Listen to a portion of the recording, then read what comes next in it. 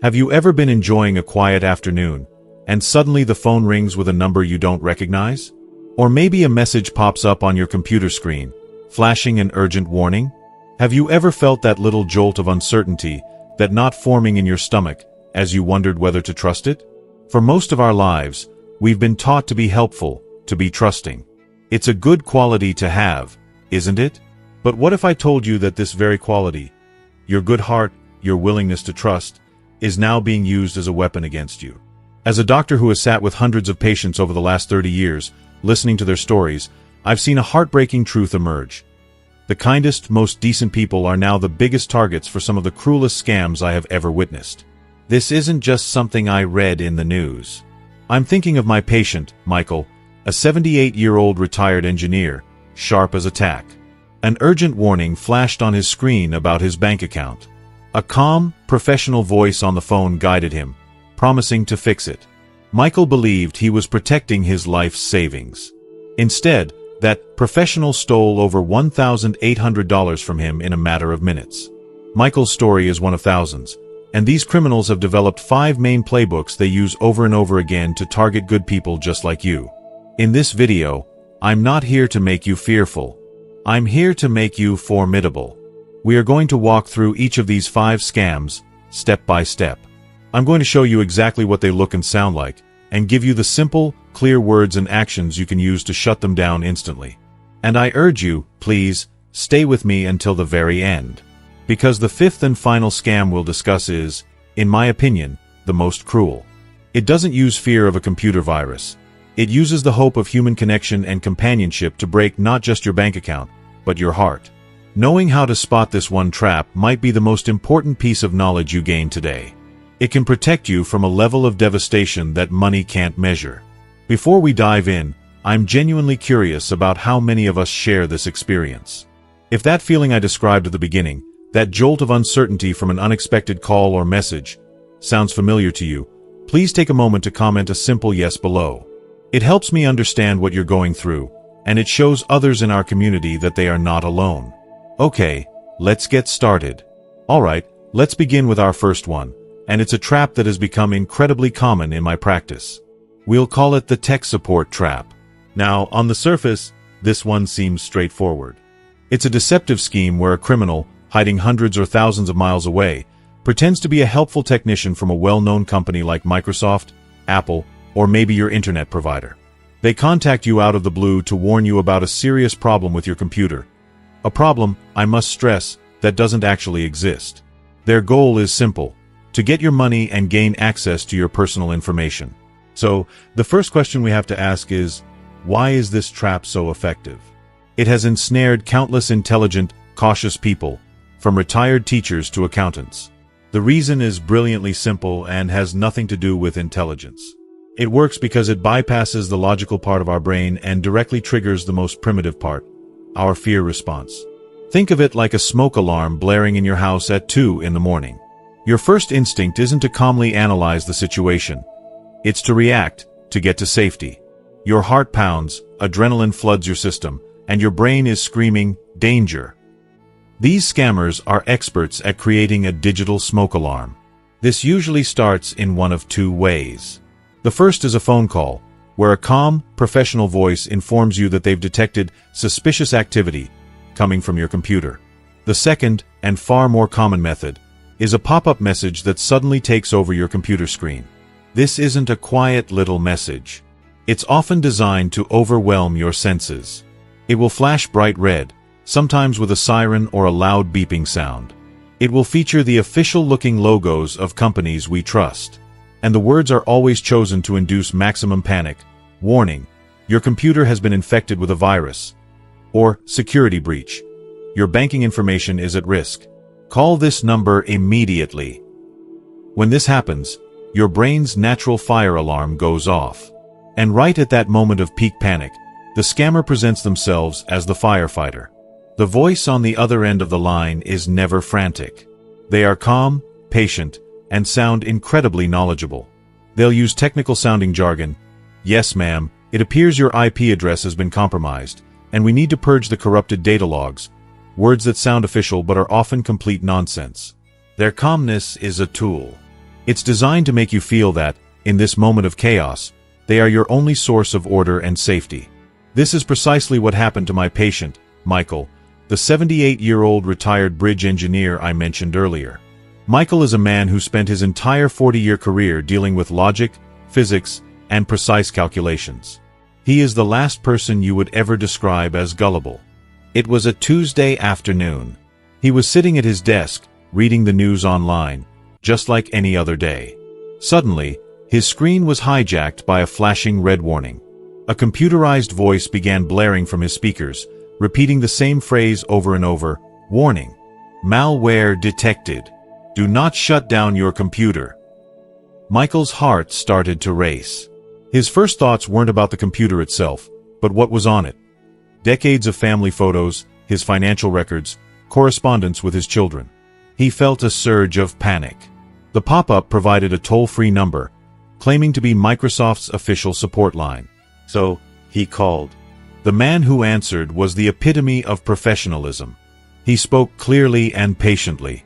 He listened to Michael's panicked explanation and said, "Don't worry, sir, you called the right place. We can fix this."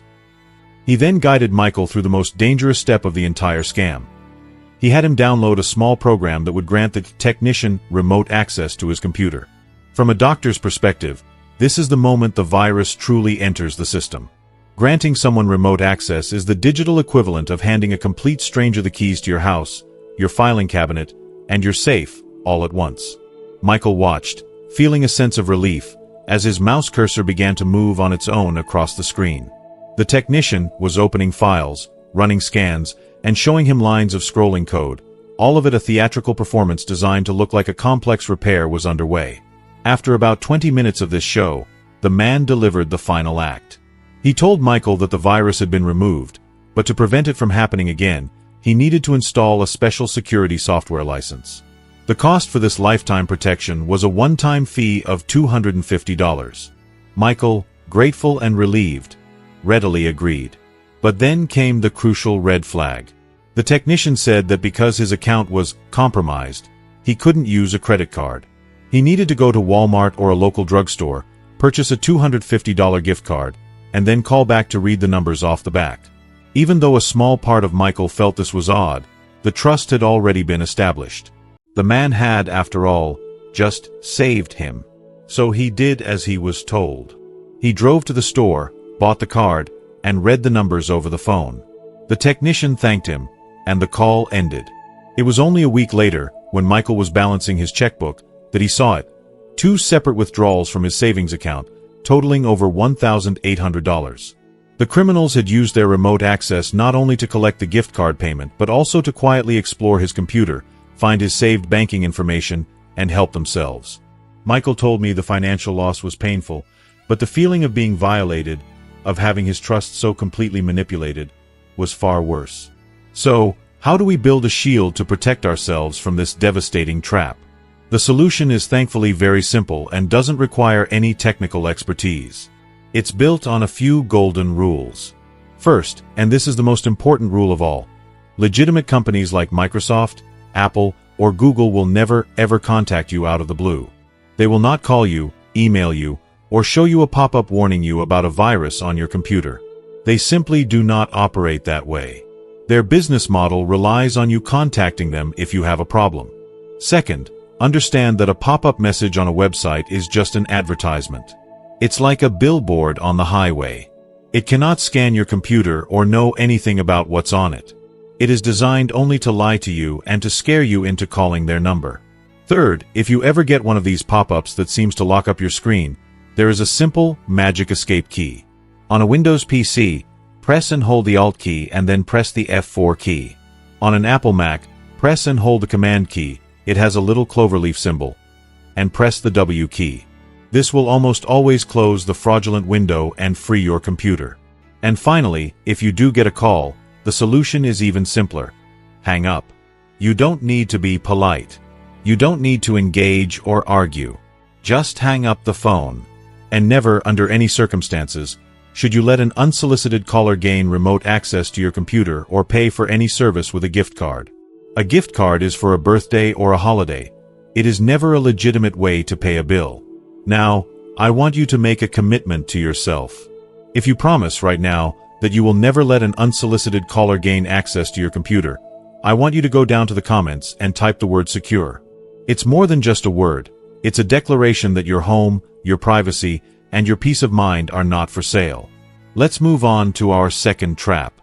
This one is, in many ways, even more insidious than the first, because it doesn't just prey on fear. It preys on our trust in one of the most fundamental systems in our lives. We'll call this the healthcare trust trap. The core of this scam is the abuse of names we've been taught to rely on our entire adult lives: Medicare and Social Security. For millions of seniors, that little red, white, and blue Medicare card is a lifeline. It represents a promise of care and security in our later years. Criminals know this. They understand the immense power and trust associated with that name, and they exploit it with ruthless efficiency. This scam almost always begins with a phone call. The caller ID might even be spoofed to look like it's coming from an official government agency in Washington, D.C. When you answer, the person on the other end of the line will sound professional, helpful, and often incredibly friendly. They'll introduce themselves as a Medicare representative, a benefits coordinator, or an enrollment specialist. So, why does this approach work so well? As a doctor, I see it clearly. These scammers are masters of medical psychology. They understand the anxieties that naturally come with aging. They know that managing chronic conditions like diabetes, arthritis, or heart disease is a daily concern for many. They know that the cost of prescription drugs and medical equipment can be a significant burden, and they use this knowledge to craft a perfect bait. Their script is designed to tap directly into these concerns. They might offer something that sounds incredibly helpful, like free medical equipment. They'll say things like, "Good morning, ma'am. I'm calling from the Senior Benefits Department. Our records indicate that you are eligible for a new, top-of-the-line back brace or a talking glucose monitor at no cost to you. We just need to verify your information to get it shipped out today." Alternatively, they might use a fear-based approach. The caller might claim that there's a problem with your Medicare account, that your benefits are at risk of being suspended, or that you've been issued a new Medicare card and they need to activate it for you. The goal in both scenarios is exactly the same: to get you to give them your Medicare number. That number is the golden key. To a scammer, your Medicare number is as valuable as a credit card number, if not more so. With it, they can engage in massive medical fraud. They can bill Medicare for thousands of dollars in services you never received and for expensive equipment that is never shipped to you.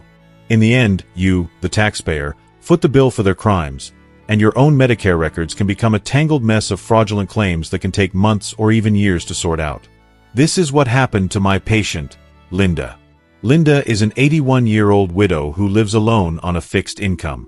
She is a wonderful, sharp-witted woman who has managed her own finances her entire life. She prided herself on being nobody's fool. One morning, she received a call from a very cheerful-sounding woman who introduced herself as Mary from Medicare. Mary told Linda that because of her history with diabetes, she was pre-approved for a free, advanced glucose monitoring system. The woman already knew Linda's name and her home address, which immediately lowered Linda's guard. "How nice of them to be looking out for me," Linda later told me she thought. The caller explained that all Linda had to do was confirm her identity by reading off her Medicare number from her card so they could process the shipment. It seemed like such a reasonable request. She was, after all, speaking with Medicare. So, Linda went to her wallet, pulled out her card, and read the number over the phone. Mary thanked her profusely and said the monitor would arrive in a few weeks. The monitor never came. What did arrive, however, were her quarterly Medicare summary notices. As she scanned the document, she was horrified. There were charges listed for thousands of dollars worth of medical supplies she had never ordered or received. There were claims for dozens of boxes of expensive catheters, bills for an orthopedic knee brace, and even a charge for a wheelchair rental. The scammers had taken her Medicare number and gone on a fraudulent shopping spree, billing the government for a phantom warehouse of medical goods. It took Linda and her daughter nearly a year of phone calls, paperwork, and endless frustration to dispute the charges and clear her name. The stress took a significant toll on her health. She told me the worst part wasn't the fraud itself, but the feeling of foolishness, the violation of the trust she had placed in a system that was supposed to protect her. So, How do we build an impenetrable shield against this type of scam? The good news is that the solution is incredibly simple and requires you to remember just one critical fact. Here it is: Medicare will almost never call you. Let me repeat that, because it is the most important piece of information in this section. Medicare will not call you unless you have called them first and requested a callback. They will not call you to sell you anything. They will not call you to offer you free equipment. They will not call you to ask you to verify your Medicare number. And they will certainly never threaten to cancel your benefits over the phone. Any call you receive that does these things is, without a doubt, a scam. The same rule applies to the Social Security Administration. They communicate with you through the mail, not with unsolicited phone calls. Therefore, the only action you need to take when you receive a call like this is the simplest one in the world: hang up. You don't need to be rude. You don't need to engage in a conversation. You can simply say, "I'm sorry, I don't discuss personal information over the phone," and then hang up. If you are ever genuinely concerned about your benefits or want to verify an offer, you should be the one to initiate the call. Use the official, trusted number for Medicare, which is printed right on the back of your card. 1-800 Medicare. Never trust a phone number given to you by an unsolicited caller. The power in this situation is entirely in your hands. Your Medicare number is private information. You should guard it as carefully as you guard your bank account details. Now, I want you to think about how deceptive this is, how these criminals twist our trust into a tool against us. If you are as surprised as Linda was to learn that scammers could exploit the system this way, I want you to go to the comments right now and type the word shocked. Sharing this helps us all recognize the seriousness of this threat and reminds us to stay vigilant together. Alright, let's talk about our third trap. This one has flourished with the rise of the internet, and it's a trap that plays on two of the most wonderful, simple human emotions: the joy of finding a great deal and the happy anticipation of waiting for a package to arrive. We'll call this the too good to be true trap. Now, online shopping has been a tremendous gift, especially for many of my older patients. It offers convenience, a vast selection, and the ability to have essentials delivered right to your doorstep, which can be a true blessing for those with mobility challenges or who simply prefer the comfort of home. But this wonderful convenience has a dark underside, a shadow world of criminals who have become experts at creating elaborate illusions to steal your money and your personal information. So, how does this trap work? Why do so many savvy people fall for it? From a doctor's perspective, I see this scam as a masterpiece of psychological manipulation. It doesn't rely on fear, like the tech support scam. Instead, it relies on seduction. It dangles a perfect lure in front of us, that product we've been wanting, that special gift for a grandchild, or a useful household gadget, at a price that seems almost unbelievably low. This taps into a very basic part of our nature. Finding a bargain feels like a victory. It gives us a little rush of satisfaction, a feeling that we've been smart and resourceful. The scammers know this. They also know how to exploit the trust we've learned to place in the appearance of professionalism. They don't operate out of shady-looking corners of the internet anymore. They build beautiful, polished, professional-looking websites. They steal the logos of trusted brands. They fill their pages with high-quality, stolen product photos and detailed descriptions. And most deceptively, they fabricate an entire community of fake customers. They'll post dozens, even hundreds, of glowing 5-star reviews. You'll see comments like, "I couldn't be happier with my purchase. Arrived quickly and the quality is amazing," from a fake person named Mary S. or John D. These reviews are there to silence that little voice in the back of your head that whispers, "This seems too good to be true." This is the exact illusion that ensnared a good friend of mine, James. James is a 72-year-old retired high school science teacher and one of the most passionate gardeners I know. His garden is his sanctuary. He was scrolling through social media one evening when an advertisement popped up. It was for a set of high-end ergonomic gardening tools, the kind he'd seen in fancy catalogs for over $300. This ad listed the entire set for $160. He clicked on the link. The website was immaculate. It had a clean, modern design, beautiful photos of the tools from every angle, and those compelling 5-star reviews. He even noticed the little padlock icon in the address bar, the symbol he'd been told means a website is secure.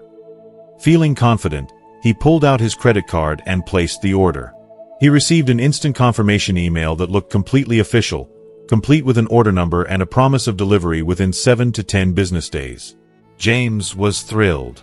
He told his wife about the incredible deal he'd found and looked forward to his new tools arriving. 10 business days passed. Then 15. Nothing. He went back to the confirmation email to find a customer service number. He called it, but all he got was a disconnected signal. He then replied to the email, asking for a status update.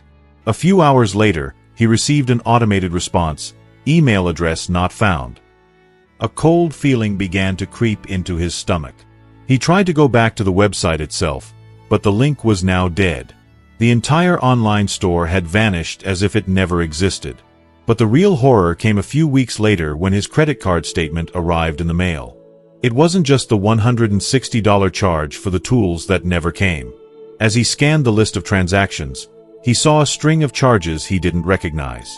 There was a $400 charge from an electronics store in another state, a $250 charge for a designer handbag, a series of smaller online purchases. In total, the criminals had used his stolen credit card information to rack up over $1,000 in fraudulent purchases. The fake website hadn't just been a tool to steal his $160. It was a sophisticated net designed to capture his financial identity. When James told me this story, the anger and frustration in his voice were palpable. It wasn't just about the money. It was the feeling of being played for a fool, of having his trust and excitement turned against him. James's experience highlights the first version of this scam. But there is a second, equally common variation: the delivery scam. This one preys on that feeling of anticipation. You receive a text message or an email that appears to be from a trusted delivery service like the U.S. Postal Service, FedEx, or Amazon. It will use their official logo and branding. The message will create a sense of urgency, claiming there's been a problem with a package delivery.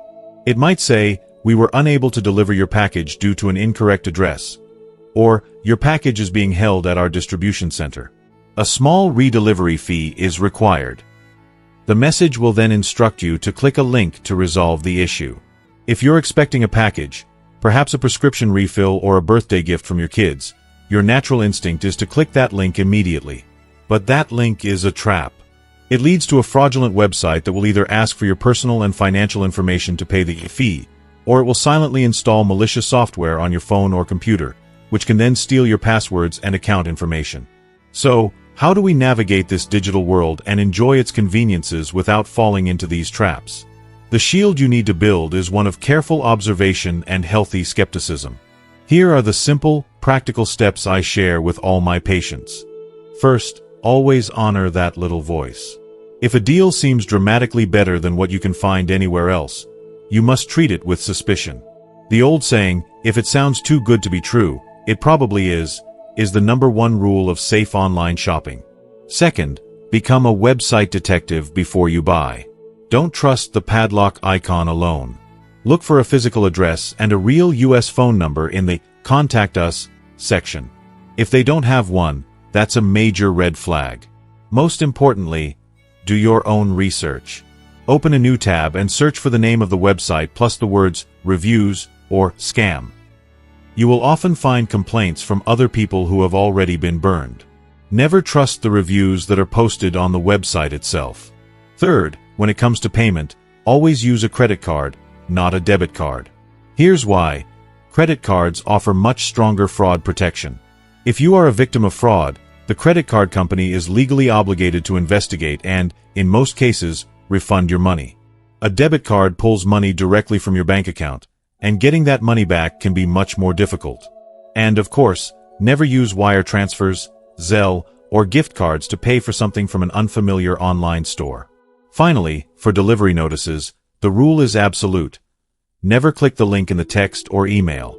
Instead, if you're concerned, go directly to the official website of the shipping company, like USPS.com or FedEx.com, or the retailer, like Amazon.com, and enter the tracking number you received in your original confirmation email.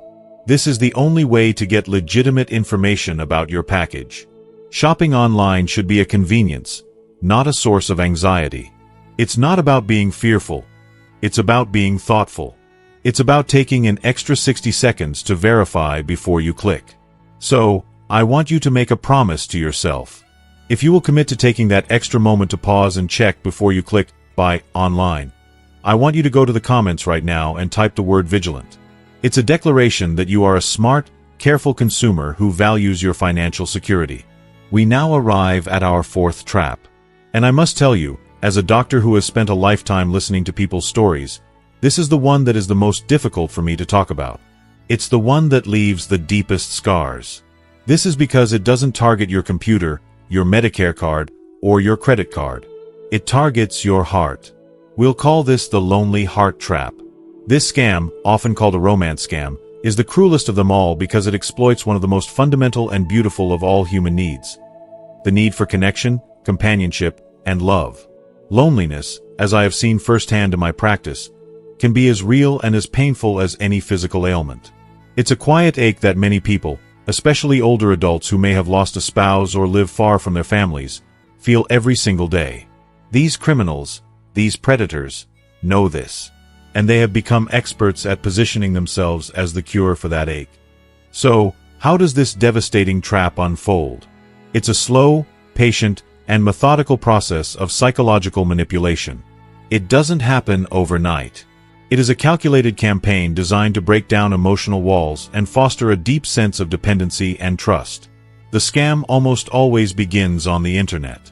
It might be on a social media platform like Facebook, where the scammer sends an unsolicited friend request, or on a dating website or app designed for seniors. The profile they create is a work of fiction, meticulously crafted to be as appealing as possible. The profile picture is almost always stolen from an innocent person's social media account, often a handsome, distinguished-looking man who is a doctor, an engineer on an overseas oil rig, a successful businessman, or, very commonly, a high-ranking officer in the military. For a male target, the persona is often a kind, beautiful woman who is a nurse, a teacher, or an artist working abroad. When they make contact, their initial messages are filled with warmth, charm, and what feels like genuine interest. They ask thoughtful questions about your life, your interests, and your family. They are masterful listeners, and they will mirror your own values back to you. If you love gardening, they will talk about their beautiful rose garden. If you cherish your grandchildren, they will share stories about their own deep love for their family. They are, in essence, creating the perfect partner for you on paper. Over the course of weeks, and more often months, they build an intense, daily correspondence. There will be good morning texts, long emails in the afternoon, and late-night chats. They will shower you with compliments, telling you how smart, kind, and special you are. They are filling a void, and this constant attention can become intoxicating. It's a powerful emotional bond being built, but it's a bond with a ghost, a fictional character created for the sole purpose of exploitation. This is the exact trap that my patient, Barbara, fell into. Barbara is a 74-year-old retired librarian. She lost her husband of 52 years to cancer, and the silence in her house, she told me, was deafening. Her children, who lived in different states, encouraged her to join a social media group for seniors who shared her love of classic literature. It was there that she received a friend request from a man named David. His profile said he was a 68-year-old civil engineer from Ohio, currently on a final 2-year contract building a bridge in Malaysia. He was a widower, and his profile picture showed a kind, smiling, silver-haired man. He told Barbara he understood her grief because he, too, had lost the love of his life. For the first time since her husband passed, Barbara felt like someone truly understood. Their connection blossomed. They exchanged messages every single day for over 3 months. He was attentive, romantic, and shared her sense of humor. He sent her poems and links to classical music. He talked about their future together, about all the places they would travel once his contract was finished and he returned to the United States. Barbara, for her part, was falling in love. She felt a joy and a sense of hope that she thought had died along with her husband. There was always, however, a reason why they could never speak on a video call. The internet connection at his remote worksite was too weak, he'd say, or the camera on his laptop was broken. This is a universal tactic used by these scammers to hide their true identity. After the foundation of trust was firmly set, the second phase of the scam began, the crisis. David sent Barbara a frantic message. A piece of essential construction equipment had broken down, and he needed to replace it immediately or he would be in breach of his contract, which would tie him up in legal battles for years and prevent him from coming home to her. He claimed he couldn't access his own U.S. bank account from overseas due to some international banking regulation. He asked, with deep regret and embarrassment, if she could possibly lend him $500, just to cover a small part of the repair. He promised to pay her back, with interest, the moment he returned. Barbara didn't hesitate. What was $500 to help the man she had come to love, the man who was her future? She wired the money. A few weeks later, another crisis. A customs official was demanding a bribe to release the new equipment. He needed $1,100. She sent it. Then there was a medical emergency, a supposed injury on the job site requiring an upfront payment for care. That was $2,000. Each request was accompanied by a heart-wrenching story, declarations of his love for her, and promises of their wonderful life together that was just around the corner. This continued for nearly 5 months. Each time, Barbara would dip into her retirement savings, believing she was investing in their shared future. In total, she sent this phantom man over $12,000.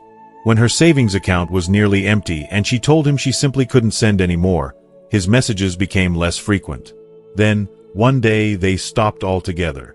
His social media profile vanished. He was gone. Barbara was left with more than an empty bank account. She was left with a shattered heart and a profound sense of shame. She told me the loss of the money was nothing compared to the loss of the dream and the crushing realization that the entire relationship, every kind word, every promise, had been a lie. Protecting yourself from this kind of emotional devastation requires building a strong emotional shield. The solutions here are not technical. They are about boundaries and awareness. First, be extremely cautious of anyone you meet online who expresses strong, romantic feelings for you very quickly. Real relationships take time to develop. A sudden, intense declaration of love from a stranger is a giant red flag. Second, be deeply skeptical of anyone who always has an excuse for not being able to meet in person or even speak on a video call. In today's world, there is no legitimate reason why someone you are in a serious relationship with cannot find a way to show you their face. Third, and this is the most important rule, never ever send money to someone you have not met in person. I don't care how compelling their story is or how much you believe you love them. A legitimate partner will not ask you for money, especially not through untraceable methods like wire transfers, gift cards, or cryptocurrency. Finally, do not let a scammer isolate you. This is one of their primary tactics. They will often tell you to keep your relationship a secret, saying that family and friends wouldn't understand. The opposite is true. Talk about your new online relationships with your children, your trusted friends, or a neighbor. A perspective from the outside can often spot the red flags that are invisible when you're caught up in the emotion of it all. This scam is a profound violation. If you recognize the deep danger of mixing hope with financial requests from strangers, I want you to go to the comments right now. To honor all the victims like Barbara and to spread a message of strength and caution, please type the word protect. We have now arrived at our 5th and final trap. This one is one of the oldest schemes in the book, yet it persists for a very simple reason. It preys not on fear or loneliness, but on hope. It dangles in front of us the tantalizing possibility of a life-changing windfall, a dream come true. We'll call this the pipe dream trap. This trap comes in 2 primary forms, but they are 2 sides of the same counterfeit coin. The first is the investment scam, and the second is the prize or lottery scam. Both are designed to exploit our very natural and noble desires. The desire for financial security in our retirement, the dream of leaving a legacy for our children and grandchildren, or simply the hope of catching a lucky break. Let's start with the investment scam. This often begins with an unsolicited phone call, a professional-looking email, or even a slick advertisement you might see online. The person contacting you will present themselves as a financial expert, a broker, or an investment manager with a once-in-a-lifetime opportunity just for you. So, why does this tactic work, even on people who are financially savvy? As a doctor, I see this as a manipulation of our brain's reward system. These scammers are selling dopamine, the chemical of desire and anticipation. They don't just sell a stock, they sell a story. The pitch might involve a secret pre-IPO stock in a new tech company that's guaranteed to triple in value, a real estate development in a booming market, or a new cryptocurrency that they claim is the next Bitcoin. The language they use is always designed to create a sense of urgency and exclusivity. You'll hear phrases like, "This opportunity is only available to a select group of investors," or "You have to act before the end of the day to get in on the ground floor." They are creating a powerful sense of FOMO, the fear of missing out. They make you feel that if you don't act now, you will spend the rest of your life regretting it. To add a layer of credibility, they might have a professional website, fake testimonials from satisfied clients, and glossy brochures that look completely legitimate. But the investment itself is pure fiction. It doesn't exist. The money you invest goes directly into their pockets. The other side of this coin is the prize or lottery scam. This one plays on the universal fantasy of winning big. It usually arrives as a phone call, a letter in the mail complete with official-looking seals, or an email. The notification will declare that you have won a major prize. It could be millions of dollars from an international lottery you never entered, a brand new luxury car, or a sweepstakes from a well-known company like Publishers Clearinghouse. The notification feels real. It will often include a claim number, a reference code, and the name of a supposed claims agent to contact. The excitement is immediate and overwhelming. Your mind instantly starts racing with all the wonderful things you could do with that money. Pay off your mortgage, help your family, travel the world. The scammer lets you enjoy that feeling of euphoria for a moment. And then, they introduce the catch. They'll explain that, in order to release your winnings, you first have to pay a small, upfront fee.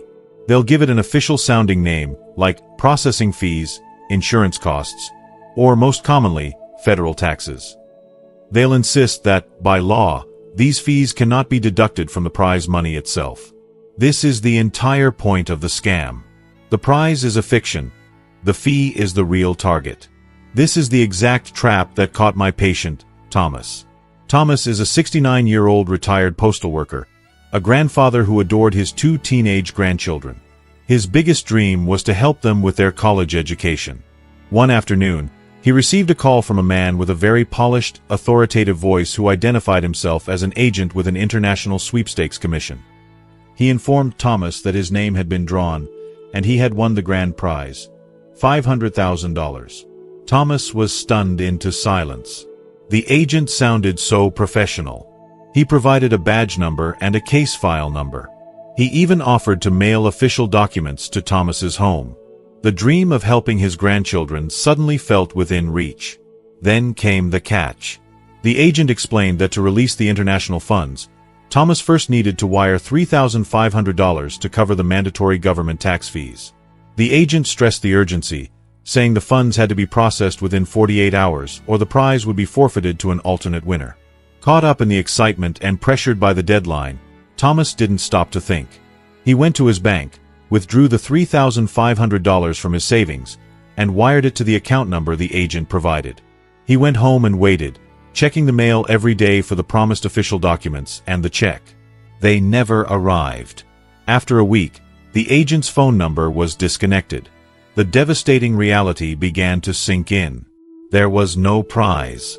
He had lost not only a significant portion of his savings, but also the beautiful dream he had allowed himself to believe in. When he told me the story, the pain in his voice was not just about the money. It was about the loss of that hope. Building your shield against this trap requires you to adopt a mindset of healthy skepticism and to remember a few simple, unbreakable rules. First, for investments, legitimate investment opportunities do not come from unsolicited phone calls or emails. Real brokers and financial advisors don't operate that way. Furthermore, there is no such thing as a guaranteed return in the world of investing. Any investment that promises huge, guaranteed profits with little or no risk is, by definition, a scam. Always take the time to research any investment opportunity and the person offering it. And most importantly, before you ever invest a single dollar, discuss the opportunity with a trusted financial advisor, your banker, or even a savvy family member. A scammer will always pressure you to act immediately and to keep it a secret. A legitimate advisor will encourage you to take your time and do your due diligence. Second, for prizes and lotteries, the rule is even simpler and more absolute.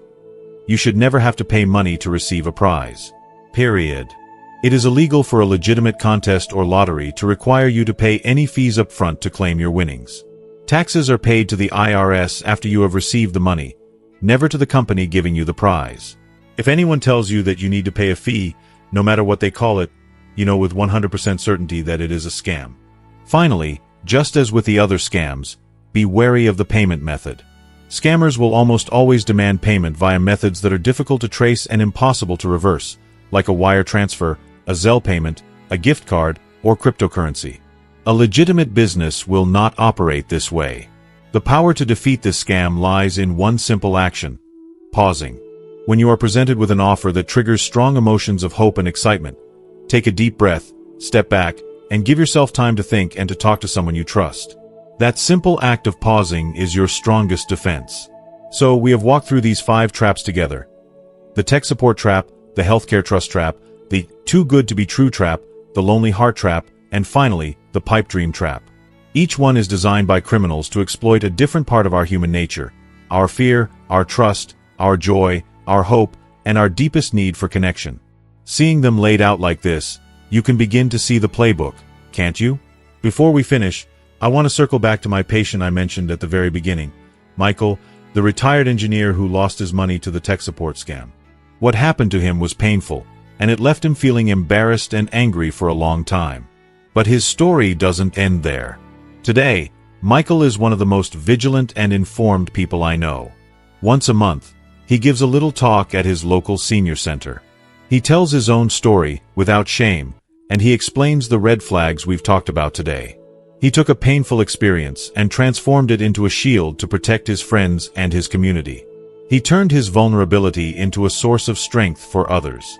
And that, right there, is the true lesson I want you to take away from our time together today. The goal of this knowledge is not to make you cynical or suspicious of the world. It is not to make you lock your heart away. Your kind, trusting nature is a gift. It is what makes you a good friend, a loving parent, and a cherished grandparent. It is not a weakness. This knowledge is simply the tool you need to protect that gift. The message is not to stop trusting. It is to learn who is worthy of your trust. It's about becoming wise, not weary. Now, before you go, I want to ask you to do one small thing. Knowledge is only powerful when we decide to act on it. So, I want to ask you for a small promise, a commitment to yourself. In the comment section below, please share with me one small change you promise to make for yourself this week to stay safe. It doesn't have to be a big thing. It could be as simple as, I will hang up on any unsolicited call, or I will always talk to my daughter before buying something from a new website, or simply, I will remember to pause. Sharing your commitment not only strengthens your own resolve, but it also inspires others in our community here. And if you found this video helpful, if you feel a little more empowered and a little more secure than you did when you started, I would be so grateful if you would press that like button. And please, consider subscribing to our channel to become part of this community, a place where we look out for one another. And most importantly, think of one person in your life, a friend, a sibling, a neighbor, who needs to hear this message. Please share this video with them. A simple share could be the one thing that prevents someone you love from experiencing the pain that Michael, Linda, James, Barbara, and Thomas went through. Thank you so much for your time and your trust. Stay healthy, stay aware, and take good care. I'll see you in the next video.